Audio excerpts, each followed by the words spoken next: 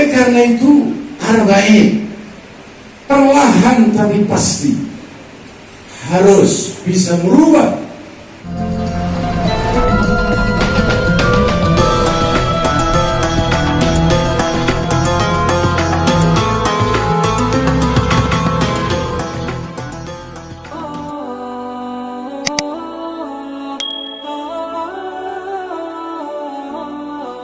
Salawat serta salam pada junjungan kita Nabi Muhammad sallallahu alaihi wa alihi wasallam serta keluarga dan sahabat-sahabatnya.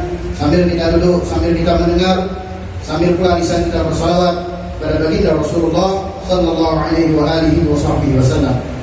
Tentu sama-sama kita ketahui pada bahwasanya pada malam hari ini, malam iftitah atau pembukaan, kita berada di Yayasan Kamilia Sekolah atau Sekolah Dasar Islam Terpadu Kamilia di Kampung Sekolele, yang mudah-mudahan kita doakan mudah-mudahan ini tempat menjadi tempat yang barokah, tempat yang penuh cucuran rahmat dari Allah Subhanahu wa taala, karena ini merupakan tempat daripada mendidik anak-anak kita untuk menjadi anak yang berguna bagi agama, nusa dan bangsa. Amin ya rabbal alamin.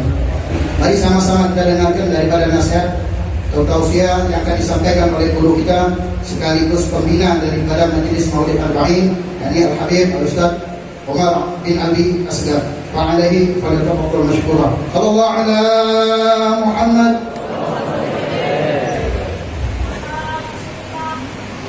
Assalamualaikum warahmatullahi wabarakatuh. Bismillah walhamdulillah, wassalatu wassalam ala rasulillah Sayyidina wa habibina wa syafi'ina wa maulana Muhammad ibn Abdullah wa ala alihi wa ashabihi wa man tabi'ahu wa mawalah. La hawla wa la quwwata illa billah, amma ba'd. Al-mukarramun wal muhtaramun,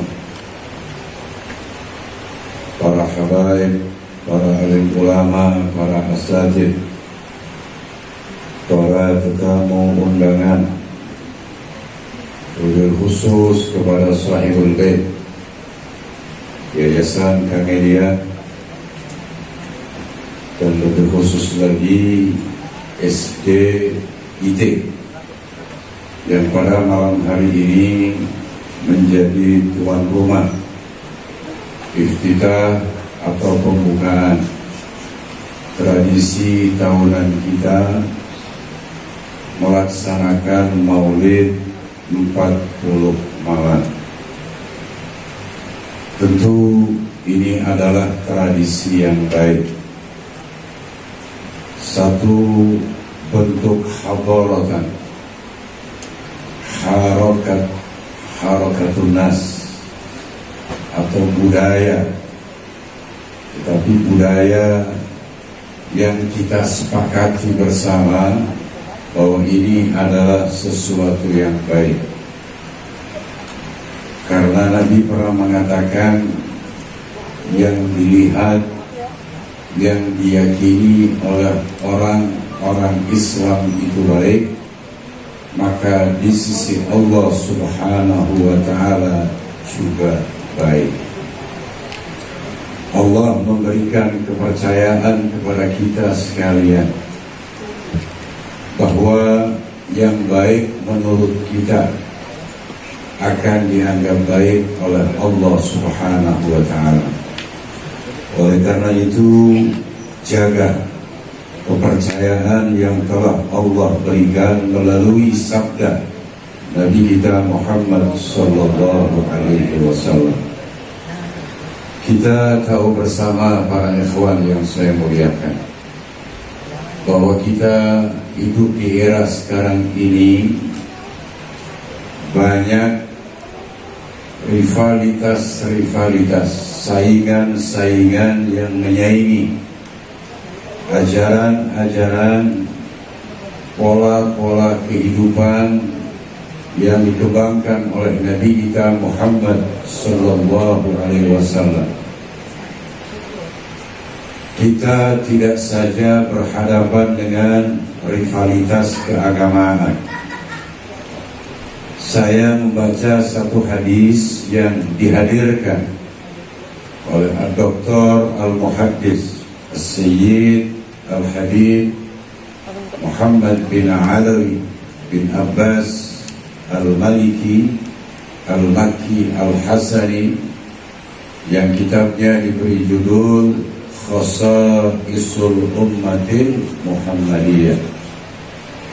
Keistimewaan yang Allah berikan kepada kita selaku umat Nabi Muhammad sallallahu alaihi wasallam yang tidak pernah diberikan oleh Allah Subhanahu wa taala kepada umat sebelum kita sekalian.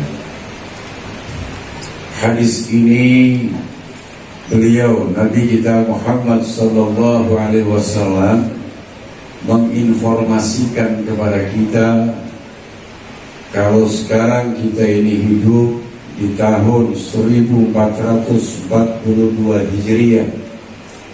Itu artinya hampir 14,5 abad yang lalu. Mereka rival kita dalam agama. Tentu dalam hal ini saat era Nabi itu rivalitas yang paling tinggi itu Nabi dapati daripada kaum Yahudi. Kaum Nasrani agak sedikit lunak, tetapi kaum Yahudi kita tahu bersama bahwa Nabi kita Muhammad SAW beberapa kali melakukan peperangan, terutama yang luar biasa sekali adalah perang Khaybar. 14 abad yang lalu Nabi telah mengatakan innal yahuda qad sa'amu dinahum. Sesungguhnya orang-orang Yahudi itu telah jemu melaksanakan ajaran agama-agama mereka.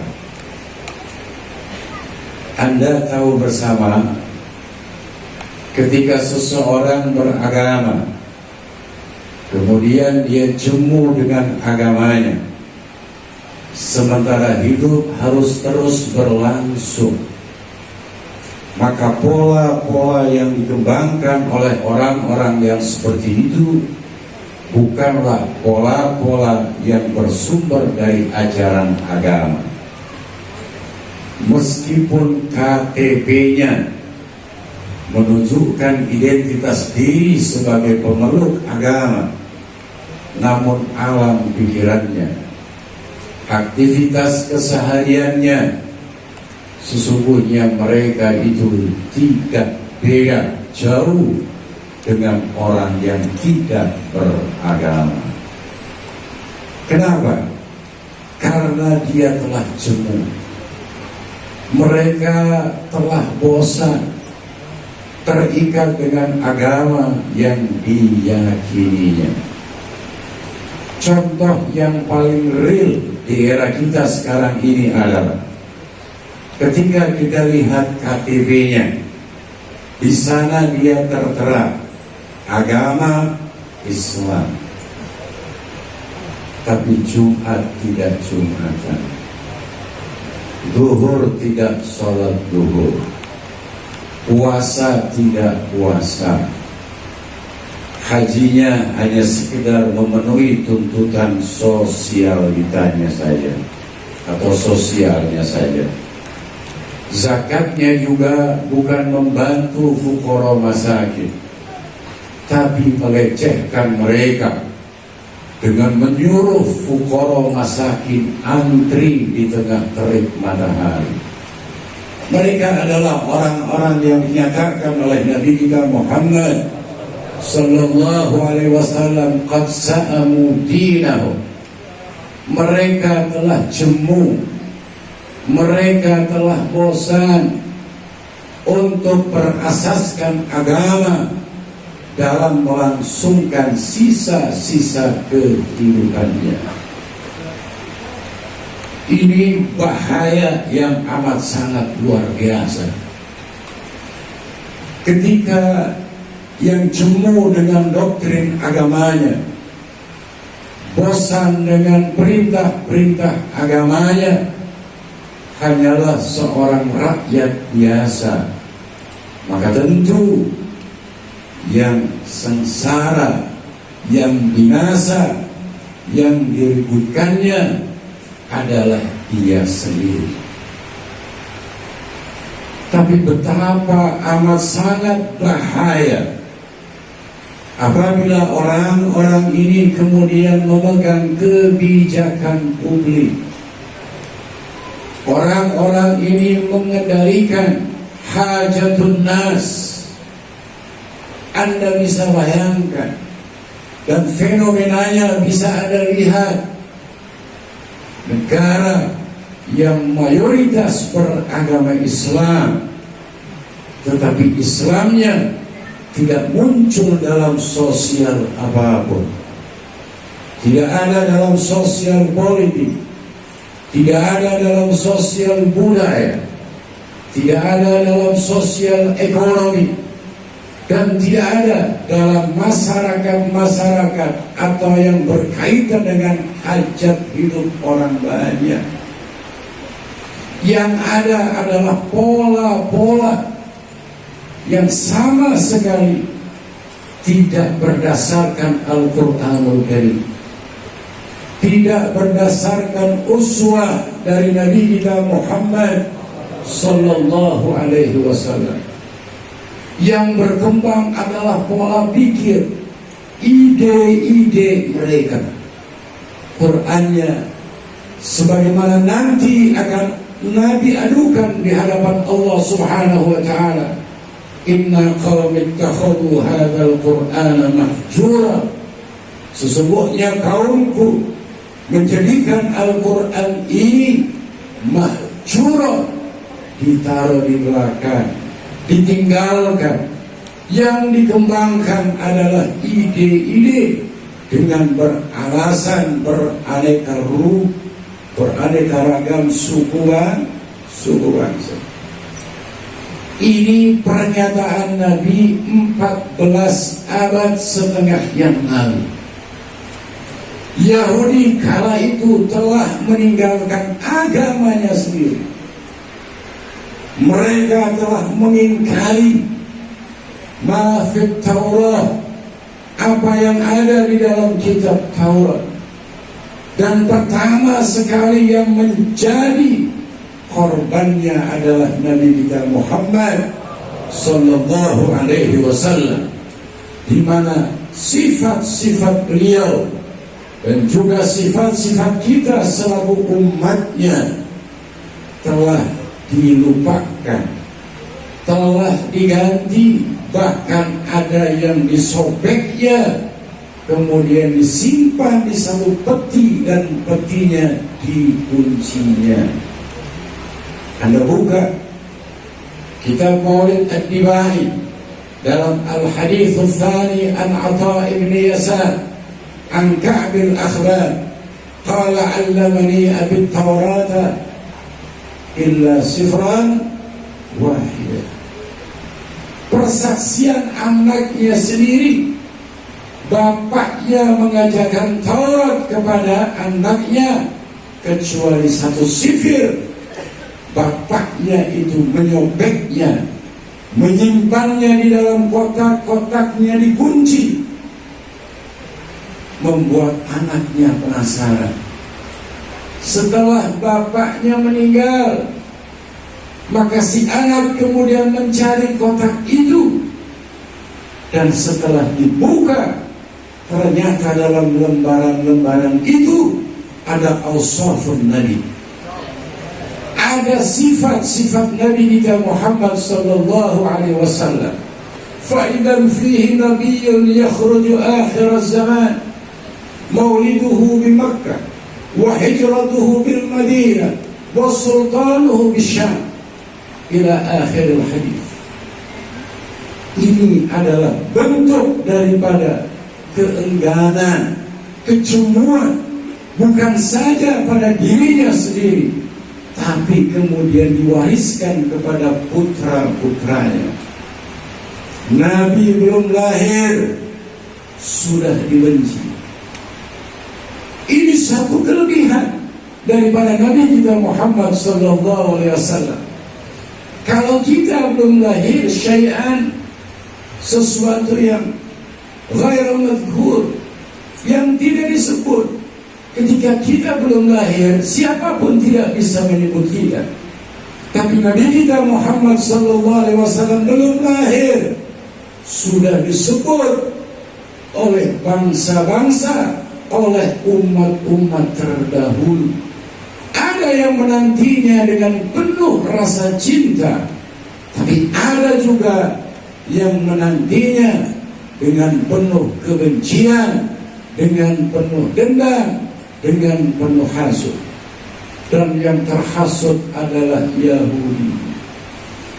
Karena Nabi kemudian mengatakan, setelah mengatakan innal yahuda qad sa'amu dinahum wa hum qaumun hussad, mereka itu adalah kelompok-kelompok hussad, kelompok-kelompok yang iri, dengki.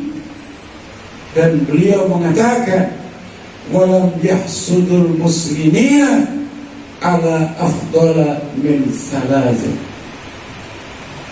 Orang-orang Yahudi tidak menghasudi orang-orang Islam lebih dari 3 hal. Ini yang paling dihasudi Yahudi, ini 3 hal. Yang pertama kata Nabi kita Muhammad sallallahu alaihi wasallam, raddis salam. Orang Yahudi itu paling gak suka kalau kita mengucapkan wa'alaikumus. Anda, kita semua tidak mungkin mengucapkan wa'alaikumussalam kalau tidak diberi salam.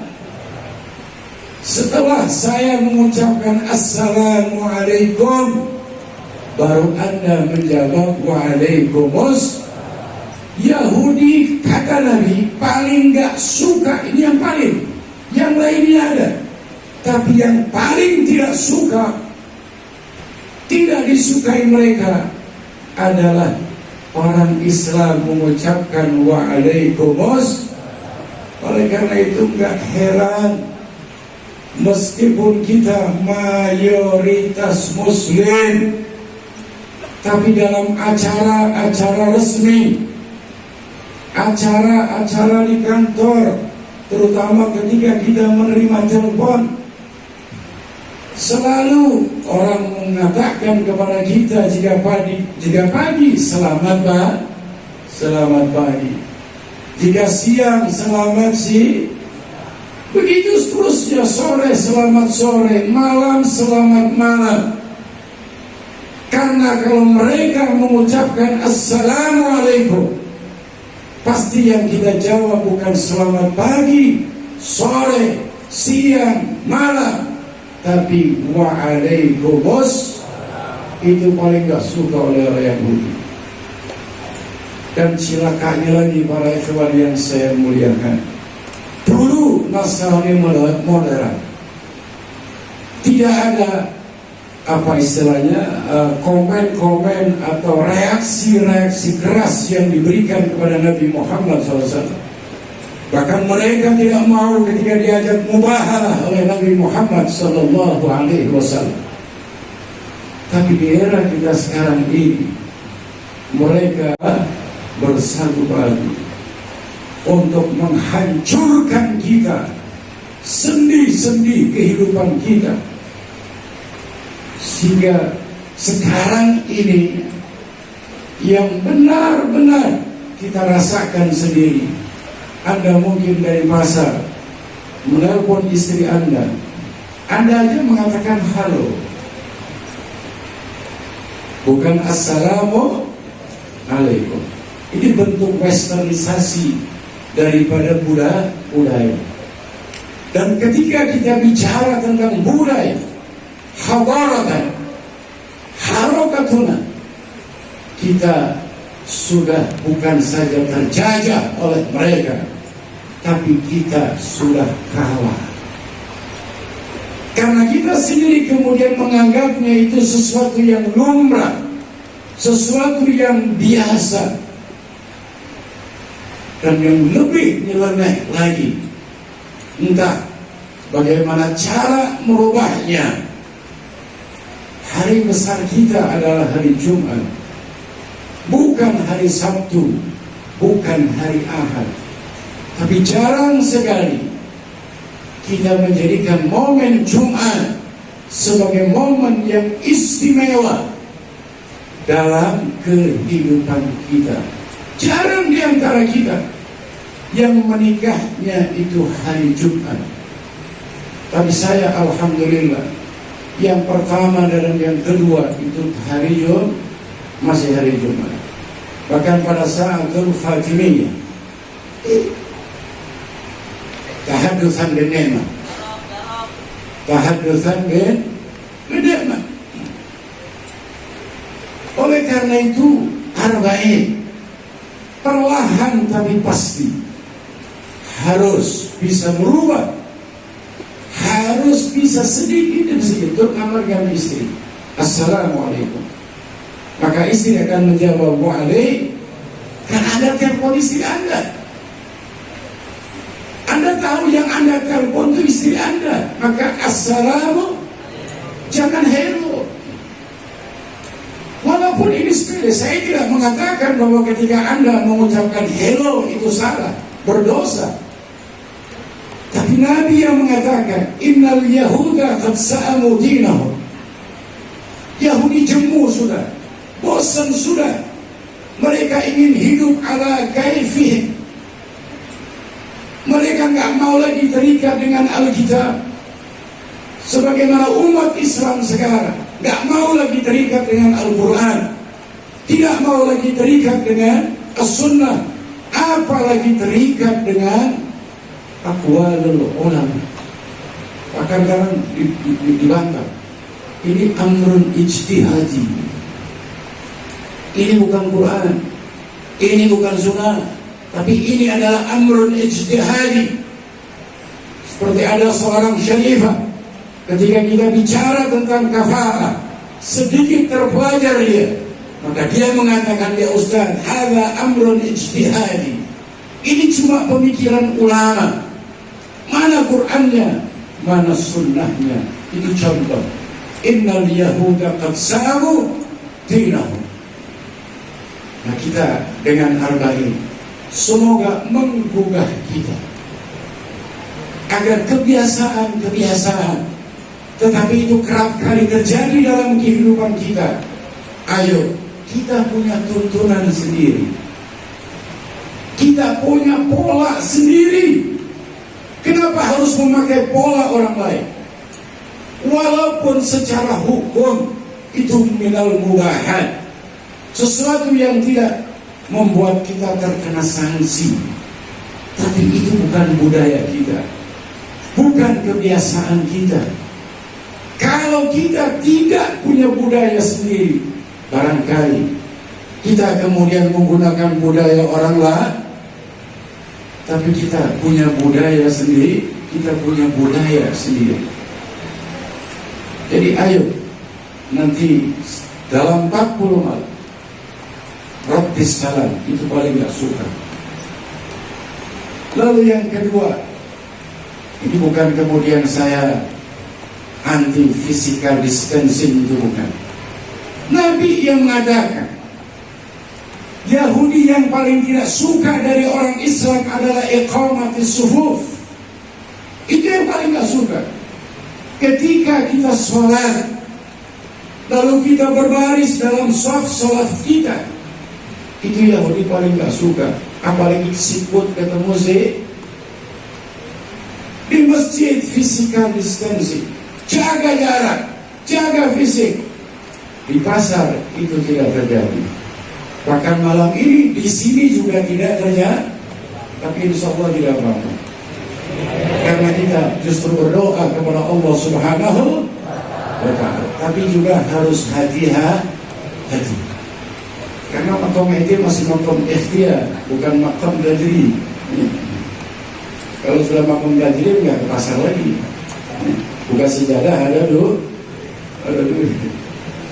Ini pasarnya lama, di masjidnya sudah iqamatus suf.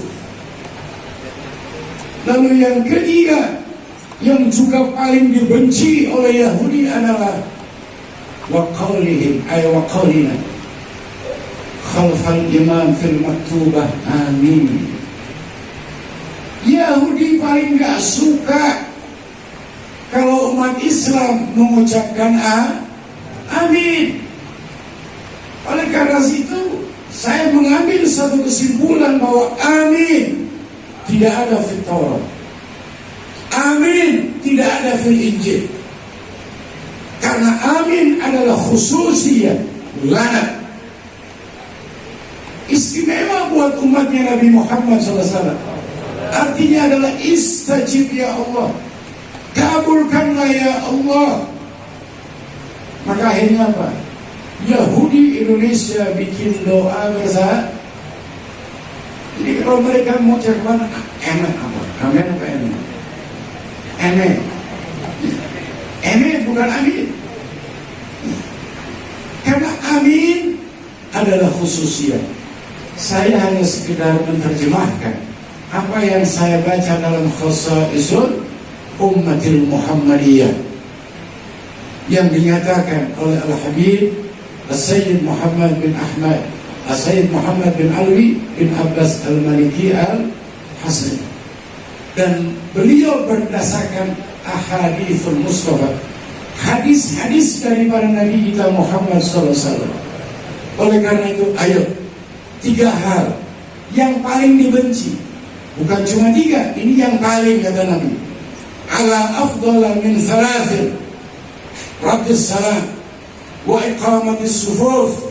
Kemudian ucapan kita dalam sholat berjamaah amin, itu yang paling tidak disuka oleh Yahudi.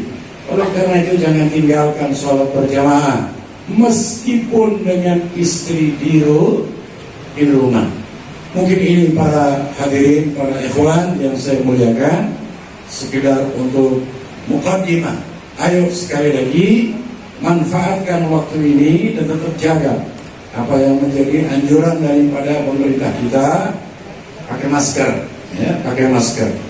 Sebab nanti ya untuk jaga-jaga, ya, untuk jaga-jaga dan agar acara kita lancar hingga pada akhirnya nanti kita iftitah. Dan semoga kita setiap malamnya hadir mendapatkan ilmu yang bermanfaat yang bisa merubah apa yang telah tadi saya sampaikan. Mungkin ini. Assalamualaikum warahmatullahi wabarakatuh.